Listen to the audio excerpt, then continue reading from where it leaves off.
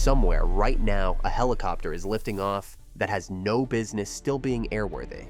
Not because it's dangerous, because it's old. Older than the interstate highway system, older than color television, built by engineers who were still figuring out the basic physics of vertical flight. And yet, it's still up there, right now, doing a job nothing modern can quite replace. Helicopters aren't supposed to last like this. They're complicated machines, thousands of moving parts, constant vibration, engines working harder than almost anything else in the sky. Most helicopter designs get replaced within a decade or two. And yet, a small handful of these machines have refused to quit for generation after generation. Today, we're counting down 10 helicopters still flying today, decades after they first took to the air. And the one at number 1? When you hear how old it is, you're not going to believe it's still legal to fly. Let's get into it. Number 10. Bell UH-1 Iroquois, or commonly nicknamed the Huey. You already know this sound. That distinctive whop whop whop is burned into American memory forever. The Huey was built for the Army in the mid-1950s and became the defining aircraft of the Vietnam War, hauling troops, evacuating wounded soldiers, and doing jobs nobody thought a helicopter could do. Over 16,000 were built. And here's the part that surprises people. Hueys are still flying today. Firefighting outfits use them to drop water on wildfires out west. Some foreign militaries still fly original airframes. The engineering was so solid, so overbuilt for its era, that 70 years later, it's still earning its keep. Number 9. Sikorsky S-58. Before the Huey, there was this beast. The S-58 was one of the first helicopters powerful enough to actually be useful for heavy lifting, hauling anti-submarine gear for the Navy, moving Marines into combat zones, doing search and rescue work nobody else could handle. Most people assume the S-58 disappeared decades ago. It didn't. A number of them have been re-engined with modern turbine power and are still flying today, doing agricultural spraying and heavy lift work in South America and parts of Southeast Asia. 70-year-old airframes still earning a paycheck. Number 8. Cayman K-MAX. Now this one looks completely wrong, and that's exactly the point. The K-MAX has no tail rotor at all. Instead, it uses 2 intermeshing rotor blades that spin in opposite directions, canceling out the torque. It looks like something a kid would design with an erector set. But that strange design makes it one of the most efficient heavy-lift helicopters ever built for its size. Logging companies still use K-MAX helicopters to pull timber out of mountainsides too steep for trucks. The Marine Corps even used unmanned versions in Afghanistan to deliver supplies without risking a pilot's life. Weird design, still working over 30 years later. Number 7. The CH-47 Chinook. Look at this thing. 2 rotors, no tail rotor, built like a flying boxcar. The Chinook was designed to haul heavy loads in and out of places regular helicopters couldn't touch. Troops, artillery, vehicles, you name it. It first flew during the Kennedy administration, and it is still, right now, the backbone of American heavy-lift helicopter operations. The Army has upgraded the engines, the rotors, the avionics, but the basic twin-rotor design from 1962 has never been fundamentally changed. Why mess with something that already works better than anything else built since? Number 6. Bell 47. This is the helicopter that basically invented the industry as we know it. The Bell 47, with its glass bubble cockpit and exposed tail boom, was the first helicopter certified for civilian use in the United States. You've seen it in old episodes of MASH hauling wounded soldiers off the battlefield.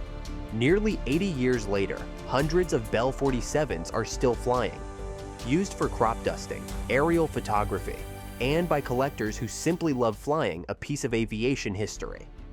Some of these airframes are pushing 70 years old and still passing their annual inspections. Number 5. Meet the Sikorsky S-61, better known to the world as the SH-3 Sea King. This helicopter carried presidents. The Sea King was the Navy's primary anti-submarine helicopter through the Cold War, and a modified version served as Marine One. carrying American presidents from Eisenhower all the way through the 1970s. Decommissioned by the military decades ago, a surprising number of S-61s are still flying commercially today. Firefighting in California, offshore oil support in the Gulf of Mexico, search and rescue in remote parts of Canada. An airframe designed during the Eisenhower administration still clocking flight hours.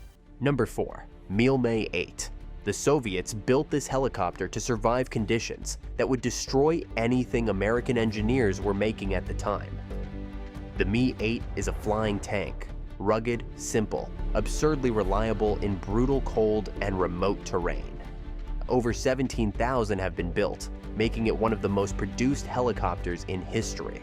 Today, Mi 8s are still the backbone of aviation across Siberia, remote Africa, and mountainous parts of Asia, hauling everything from oil workers to livestock into places with no roads at all.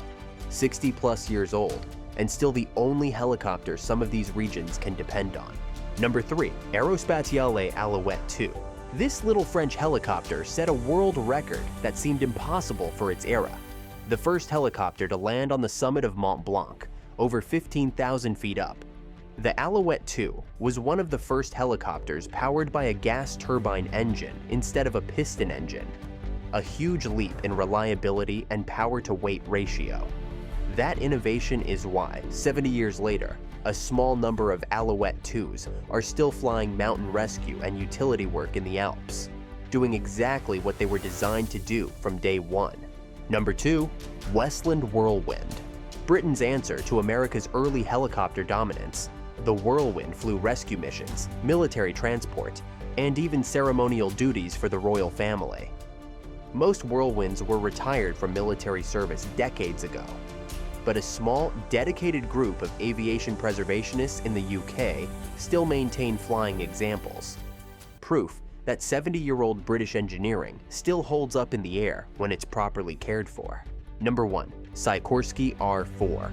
And here it is, the helicopter that shouldn't even exist anymore, because it's the world's first mass-produced helicopter, first flown during World War II. Think about that. This helicopter predates the atomic bomb. It predates the Marshall Plan. It flew combat rescue missions in the jungles of Burma, plucking downed airmen out of terrain no other aircraft could reach. The very first time in history, a helicopter was used to save a life in combat. Igor Sikorsky himself test flew this machine, working out the basic principles of helicopter flight that every single helicopter built since has relied on. There are only a handful of airworthy R4s left in the entire world, lovingly maintained by museums and private collectors. When one of them lifts off the ground, it is, quite literally, aviation history taking flight. An 80-plus-year-old machine proving the fundamentals were right from the very beginning. Here's what all 10 of these helicopters prove. Vertical flight is brutally unforgiving. Every part of a helicopter fights against physics the entire time it's in the air, and yet the machines that got the fundamentals right the first time, the ones built by engineers who understood exactly what the job demanded, those machines simply never stopped working. You don't replace a legend, you just keep flying it.